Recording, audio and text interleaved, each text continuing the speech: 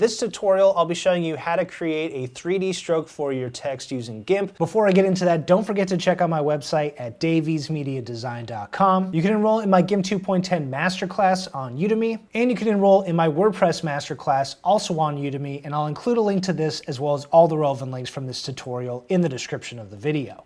So we're going to start off by hitting Control-N on the keyboard, and we'll go with the standard 1920 by 1080 composition size for this and click OK. I've got this pink background color, so you can come over here and copy my HTML notation, and I'll click OK, and then you can click and drag this color onto your background and that will change the color.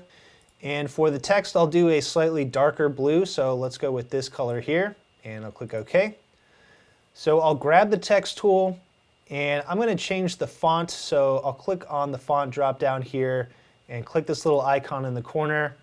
And let's come over here. I believe the font I used is the Shrimp font, which I did download. It's a free font.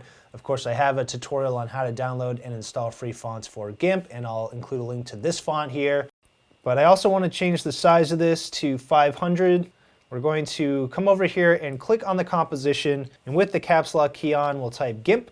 And in this case, the text box for this font, for whatever reason, is kind of off center. So what I did here is I went to Layer, Crop to Content, and then hit the Q key on your keyboard or grab the alignment tool here from the toolbox. Click on the text, and we're going to align this relative to image. So we'll just center align that both vertically and horizontally. Once we've done that, let's add the actual 3D stroke. So what I'll do is come over here and create a new layer, and we'll name the layer stroke. Fill it with transparency and click OK.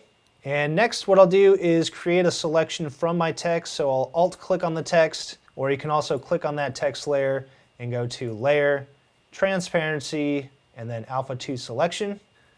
And regardless, make sure you're back here on the stroke layer as your active layer once you create a selection from the text. And now I'll come over here to the Paths tab, and what I'll do is come over and convert this selection area to a path by hitting Selection to Path. Once I've done that, I'll hit Control-Shift-A to deselect that, and now I'm going to come over here and click to stroke the text. So I have the stroke line set to solid color, anti-aliasing is turned on with the width set to 5.0 pixels. The line style, I just went with the dash preset of line. And for the color, let's come over here to the foreground swatch, click on that, and over here we have a lighter blue color, so you can copy my HTML notation there to use the same color, and I'll click OK. And now I'll come over here and click stroke. So now we have this stroke around the text. So let's come back to the layers panel, and we're still on that stroke layer. What we'll do next is add the 3D effect to the stroke. So I'll come over here to Filters, Light and Shadow, and go with long shadow. And I like having a really subtle effect here with this, so let's decrease the length, and also let's change the color of this. So we're going to click on this and come over here to the color and just decrease this here. We're going to move this down, and that's going to add a little bit more black to this, which will darken it. So come over here and click OK. So that looks pretty good. I'll come over here and click OK again and hit the M key to grab the move tool. So if you hold Control zoom in, what I like to do is grab this stroke and just align this so that the very edge here, the inner edge, is going to align with the outer edge of the text there. And you can also use the arrow keys on your keyboard to position that a bit more precisely. So you want to check over here as well, make sure everything is lined up. So that looks pretty good there. And the last thing we'll do here is add a drop shadow to this, but we're going to do it using the long shadow filter again. So as long as we're still on the stroke layer, we can hit Control-Shift-F, and that will once again bring up the long shadow filter. And you can also go to Filters, Reshow Long Shadow.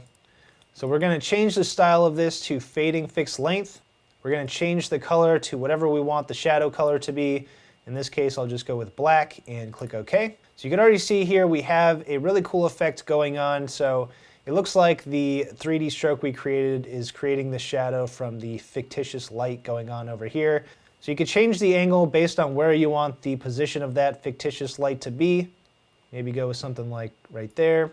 You can change the length to decrease or increase the length of the actual drop shadow. In this case, it's actually a long shadow filter. And you can also change the midpoint to change the point at which this is fading out. So if you bring it in, the midpoint will be closer to the actual stroke. If you bring it out, it's going to push the midpoint out further, which means it'll be darker, closer to the stroke, the 3D stroke there. So here's a before, here's an after. I'll come over here, click OK, and I'll hit Control-Shift-J to center this up.